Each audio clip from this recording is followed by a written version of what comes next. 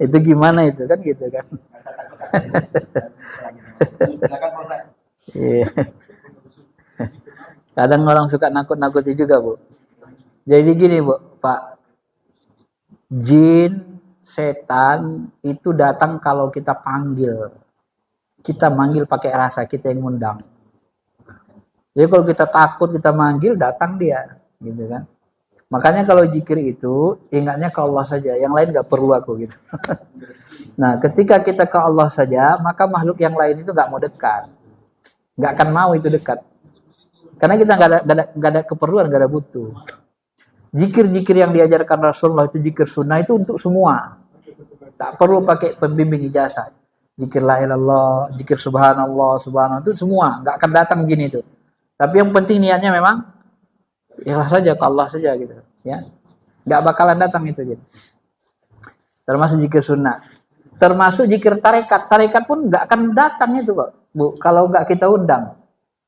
Karena zikir itu, amal itu innamal amalu binniyat, tergantung niat.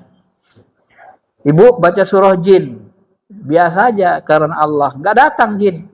Tapi kalau ibu baca surah jin niat supaya datang jin, datang tuh. Coba aja nanti tes. Misalnya tengah-tengah malam bangun jam 1, jam 2. Baca surah jin, matikan lampu semua. Ya Allah, tunjukkanlah jin sama aku, bilang. Baca surah jin langsung sampai dia datang. Datang nanti jinnya, Pak, Bu. Karena ibu bacanya sudah diniatkan gitu. Maka supaya tidak datang, itu jangan hati kita ke mereka. Kita yang mengundang itu. Ya, termasuk orang kerasukan itu, dia yang ngundang sebenarnya di awalnya. Kalau nggak mau kita, dia nggak mau masuk, nggak bisa nguasai kita. Dia mau masuk itu permisi dulu. Ketika kita mau, masuklah, kita bilang masuk dia ke dalam. Dikuasainya kita. Kalau nggak mau kita bilang dia nggak mau keluar itu, nggak bisa. Ya, nggak bisa dia nguasai. Karena kalau bisa jin menguasai manusia, waduh. Berarti kita lebih rendah dari jin kan? Bisa dikuasai sama mereka.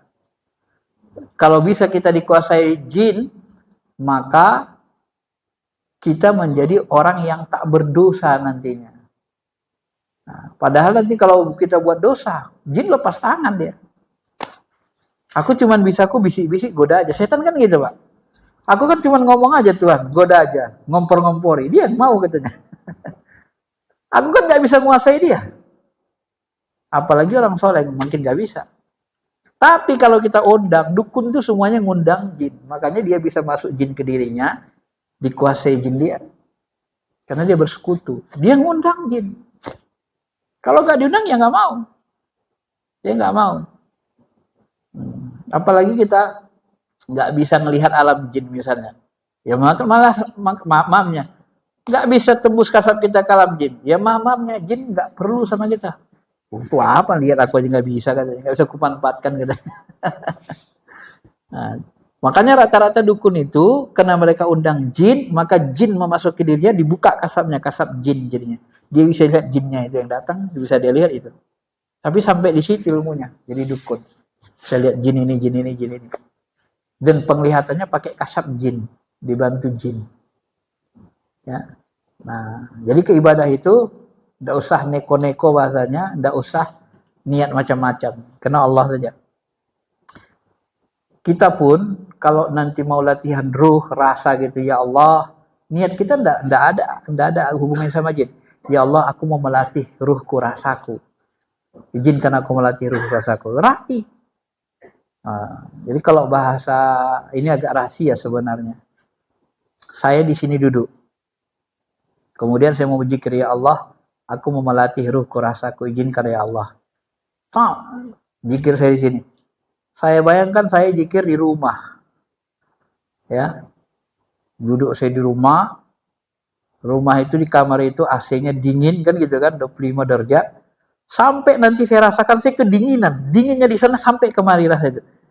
Dinginan saya. Apa yang dirasa terasa di sini. Itulah yang disebut dengan terapeleng ruh, nyambung rasa kalau bahasanya. Karena ruh kita ini berlapis-lapis ini, Bapak Ibu. Ya, dengan kekuatan rasa itu dia bisa seperti itu. Itu melatih rasa. Dan itu kita pun kalau melakukan itu minta izin dulu sama Allah, bermohon, berdoa saat berzikir. Nah, jadi tidak ada istilah ya ngundang-ngundang jin itu nggak ada. Makanya di sini kan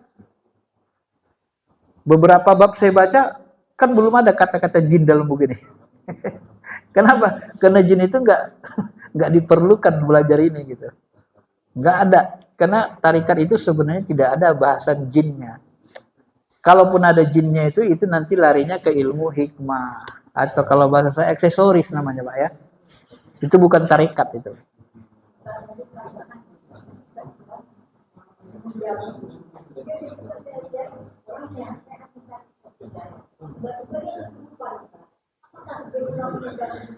Iya, karena dia sudah mengundang jin sebenarnya. Dia berteman itu, Bu. Sama jin itu. Kalau dia tidak mengundang jin, kadang diturunkan dari kakek neneknya ke dia. Dia terima. Kalau nggak dia terima, nggak mau. Ya.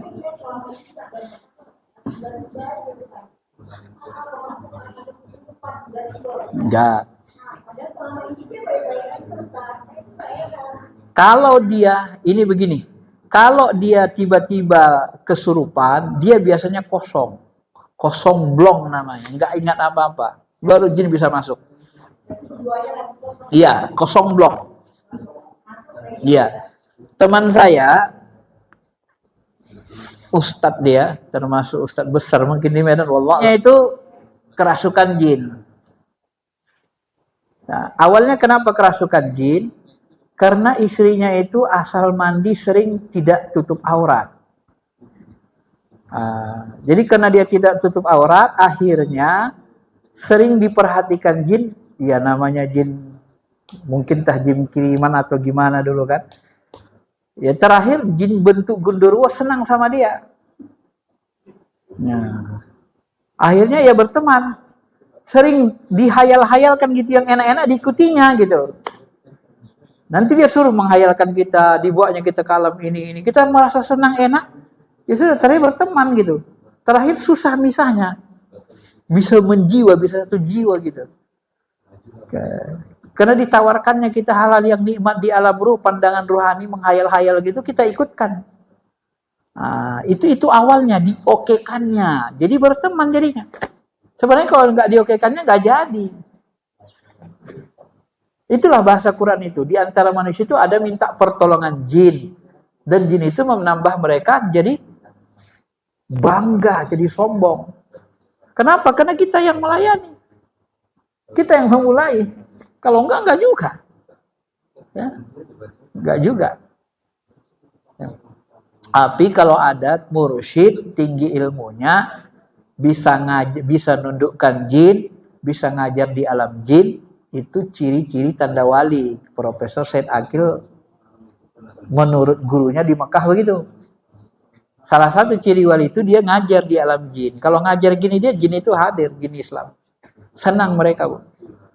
Karena jin itu juga perlu ilmu ketuhanan, ilmu keislaman. Jadi ciri-ciri wali itu ya mereka bisa ngajar di alam jin dan jin tunduk sama dia. Itu ciri wali. Udah tinggi ilmunya kan. Kayak Syekh Abdul Qadir Jilani ditakuti jin itu. Jadi ketika anak muridnya ditangkap sama jin, kenapa ditangkap? Karena anak muridnya ini membunuh ular. Ternyata ular itu jilman anak jin. Dia nggak tahu kan, ganggu dia bunuh aja. Datang ayahnya bapak jinnya, ditangkap, ditarik ke laut. Di laut, ditangkap, ditanya, kamu siapa? Murid siapa? Saya murid Syekh Abdul Qadir Jilani. Ketakutan jinnya, raja jinnya. Itu dalam sejarah begitu. Akhirnya dilepas. Betul kamu murid Syekh Abdul Qadir Jilani? Benar katanya. Kenapa kau bunuh anakku? Ya itu nggak tahu. Dia kan bentuk ular katanya. Mana aku sengaja. Kalau bentuk jin aku nggak mau bunuh katanya. Dia bentuk ular. Nakutin manusia. Ya aku bunuhlah katanya. Nah, akhirnya ya sudah dilepas. Lalu ditanya murid jinnya bawahnya. Kenapa Tuhan lepas?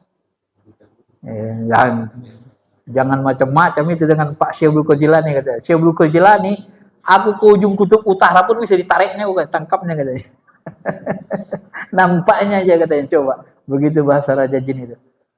Nah, makanya nanti kalau di dalam tarekat Qadiriyah ada jin yang ganggu, sebut aja nama Pak Syekh itu, dia udah takut sebenarnya. Nah, begitu dia. Karena ya kalau ilmu rasil muruh itu seperti Nabi Muhammad, dia kalau mau nangkap jin itu main gini aja, di kutub utara pun nampaknya gue katanya, takutnya dia kan. Karena dia yang mana pakai ruh. Ya Allah, mana dia itu gitu. Gini kan sudah dapat kan. Kecepatan ruh kan nggak bisa dibatasi ruang dan waktu. Cepat sekali kan. Jadi jin itu kemanapun dia bisa ditangkap. Bagi orang yang ruhannya sudah sampai, sudah kuat tingkat wali kan. Nah, gitu. Baik, Bu, masih